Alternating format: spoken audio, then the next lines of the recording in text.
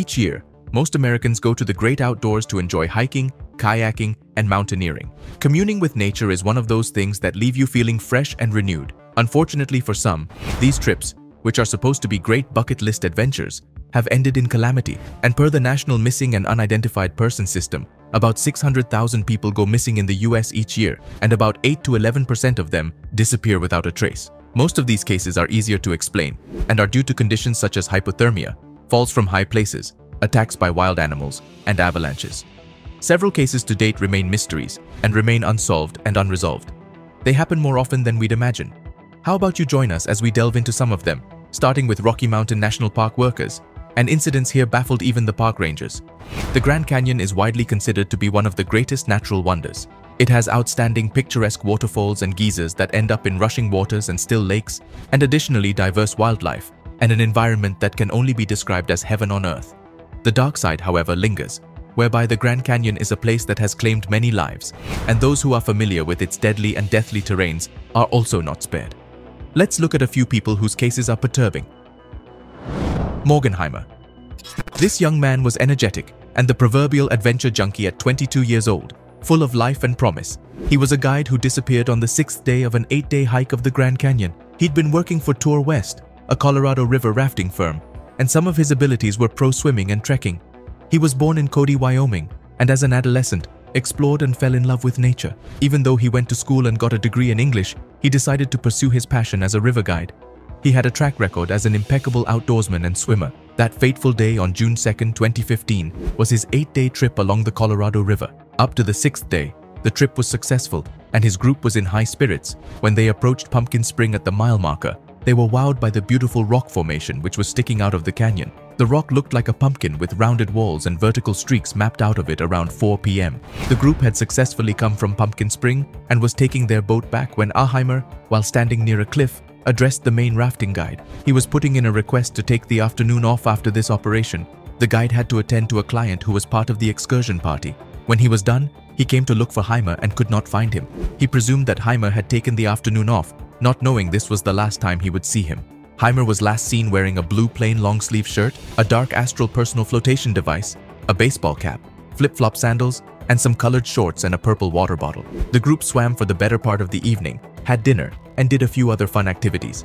It was only at 7:26 p.m. that a concerned member reported that he was missing. Heimer was considered a pro in the terrain, and he was always keen on safety, never leaving his safety jacket behind. A 6-day search was launched by both the rangers and rescue teams.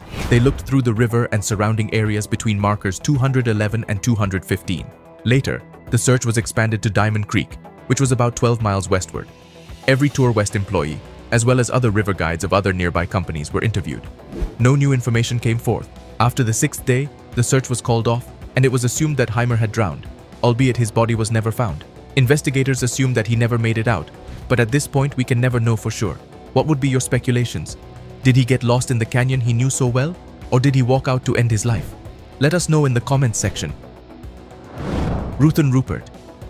In August 2000, Ruthanne, aged 49, left the lovely home in Florida for a much-needed vacation at the raved Yosemite National Park. Ruthanne's trip was supposed to be a normal trip, full of fun and pleasant memories. She was quite a climber and had gone far and wide to achieve new heights. One of her favorite stories was how she ascended Mount Kilimanjaro, which is the highest in Africa. She'd also climbed the Frozen Foot, and when others got nervous about Y2K, Rupert was already at the Argentine Park in Colorado as a way to usher in the new year.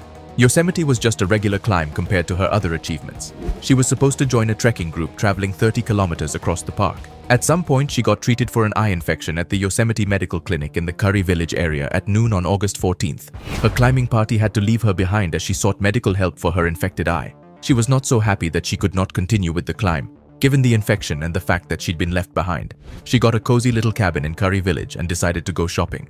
Her walk turned out to be a one-day hike from Yosemite Falls to the forested area. She left sometime in the afternoon after shopping and was never seen again. She was 5'5" tall and weighed 140 pounds.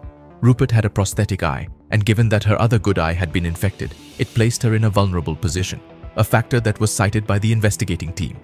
She had left behind some of her supplies, which is not common for an experienced hiker. Her family suggested that she'd not gone out, intending to stay too long in the forest. She was not likely to have harmed herself as much as losing out on the trip with a climbing party had disoriented her vacation plans. After an extensive search party, she was never found. Her backpack was discovered 8 years later in a Fireplace Creek down in the drainage. Curry Village is 8 kilometers away from Fireplace Creek. It's hard to explain how her backpack got there. Her whereabouts to date remain a mystery that needs solving. Paul Braxton Fugate. This experienced park ranger has been missing for over 40 years. Park rangers usually are the go-to people. When someone is lost or hurt, they know what to do, where to look, and how to manage such situations. Paul Braxton had worked as a park ranger in Chiracahua National Park on Arizona National Park. It was disturbing that he disappeared on January 13, 1980. He left the tourist center for a much-needed trek at 2 p.m.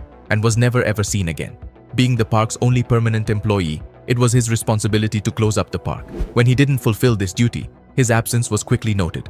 On a normal day, Paul would be the one with the most expertise when it came to a search and rescue party. The Cochise County Sheriff's Department and National Park Service were forced to Chiracahua was about 17 square miles of canyons coupled with dangerous terrains and wildlands. All these make things harder for the search parties. The search and rescue team uncovered nothing, and the later prize was set at $60,000 for anyone who could offer information leading to Paul's location, right at the end of the tunnel. Fugate stayed as a missing person for 42 years, and it stated so in the MP's records. Years later, new information reveals that Paul walked off the job and was later fired. His wife Dottie, however, was unable to claim any of his benefits due to this new information. She was also asked to return the $6,000+ that had been paid during his absence. In 1986, this matter was examined again, and Dottie continued to receive benefits. The national park was certain that Paul was not alive, but the search continues. You can only imagine how many more people and children run the risk of getting lost. Stacy Ayres. In 1981, Stacy was only 14 years old. She went on a Yosemite Park guided tour with some of her family and some friends. Her father and 6 other people rode mules for the journey. The place had numerous camping grounds, which were a mile or two from one another. Stacy's group was at Sunrise High Sierra Camp, which was the furthest she wanted to go to the nearest lake to take pictures with her old-school camera. After they had settled in camp, she asked her father to take her, but he preferred to sleep in instead. An older man, Gerald Stewart, offered to accompany her instead. Stewart was 77 years old and decided to take a rest. At some point, as Stacy continued to the lake, Stewart woke up from his rest and went on to the camping site. He asked the other campers if they'd seen her, but no one had. They figured out that Stacy was no longer on the route nor at the lake. An extensive search team was assembled.